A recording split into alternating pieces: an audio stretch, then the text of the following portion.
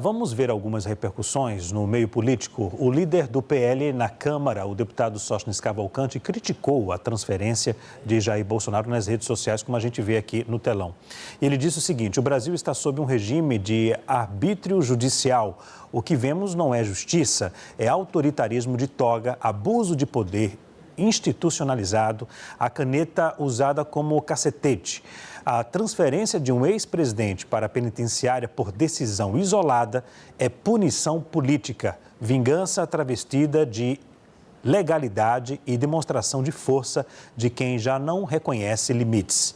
Todo poder sem limite se transforma em opressão e o povo sempre paga a conta. O Estado de Direito morreu. Só esqueceram de avisar o Brasil. O deputado federal Nicolás Ferreira, do PL, Partido Liberal de Minas Gerais, também se posicionou nas redes sociais. Na publicação, ele diz que Moraes acaba de transferir Bolsonaro para Papudinha. Aparentemente, parece ser um espaço melhor, sem barulho e com atendimento médico 24 horas. Vou apurar com a família se essas condições de fato são melhores. Mas a pergunta ainda continua: por que não enviá-lo para casa? Enfim, tudo isso por um crime que ele nunca cometeu e deveria estar livre. Fecha aspas.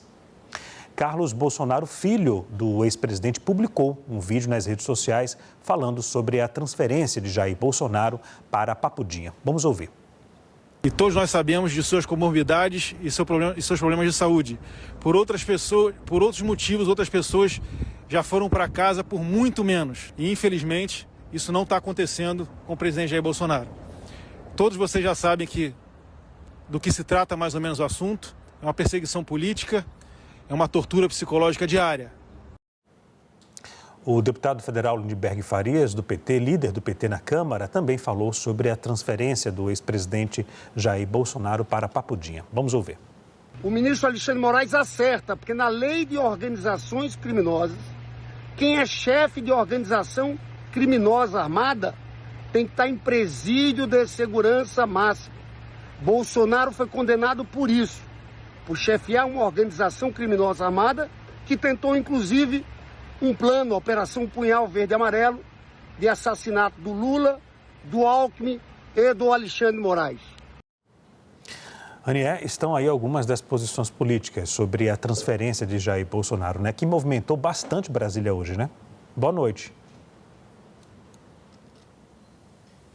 Boa noite, Leandro. E agora há pouco, o deputado Eduardo Bolsonaro também se manifestou nas redes sociais, muito na linha que o Carlos falou também, em críticas ao ministro Alexandre de Moraes, que Eduardo, chamou de psicopata, e dizendo que não há nenhuma razão para haver essa transferência ao que ele chamou de para um presídio comum.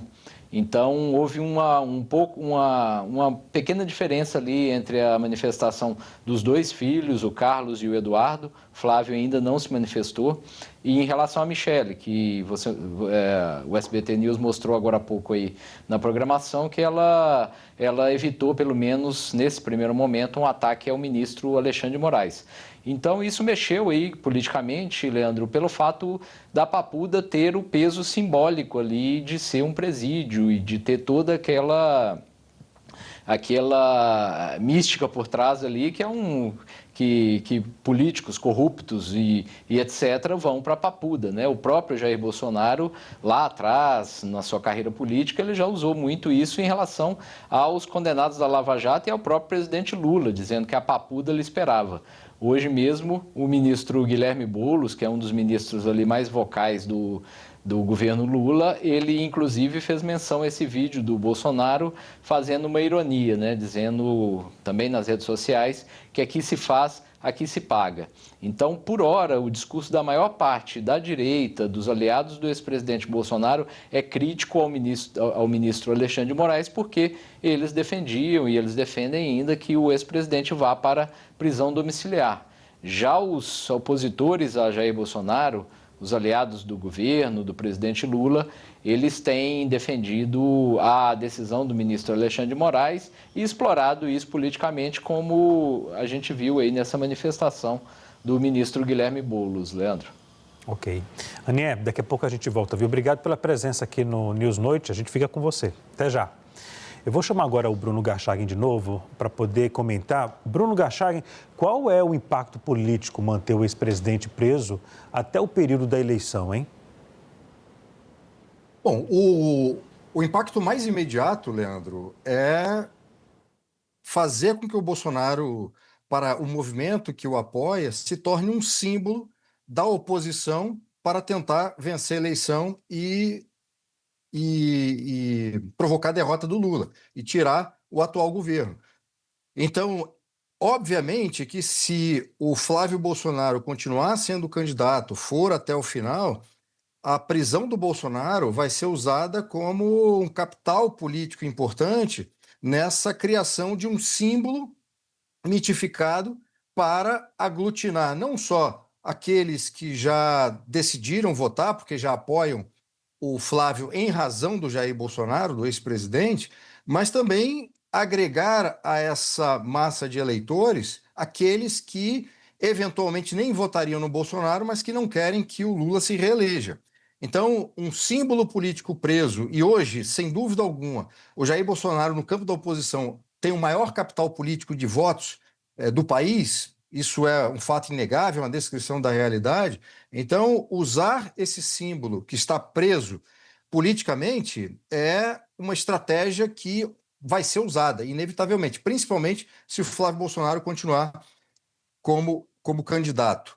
Agora, e isso foi feito, inclusive, quando o Lula estava preso. O Lula não foi candidato, mas o Lula foi usado, a imagem do Lula preso, como símbolo de resistência, foi usado pelo seu candidato, o Fernando Haddad, naquela eleição que o Haddad perdeu, em 2018. Portanto, um político com esse capital que o Jair Bolsonaro tem, estando preso, é claro que vai ser usado. Agora, se vai ter um impacto de fato eleitoral na população, isso é uma outra história, porque tem muita coisa para acontecer, tá, Leandro? Até mesmo a definição do candidato da oposição, não se tem certeza ainda se o Flávio vai continuar como candidato. Não se tem certeza ainda quem serão os outros candidatos. E aí, nessa costura toda que será feita e na definição precisa, depois que todos os registros estiverem, todos os candidatos estiverem oficialmente lançados, aí a gente consegue identificar e analisar de forma mais apropriada se esse símbolo político da oposição que está preso conseguirá ser usado por esse movimento oposicionista como um capital eleitoral estratégico e efetivo para conseguir votos. Ok. Obrigado, Garchagen. Já já a gente volta.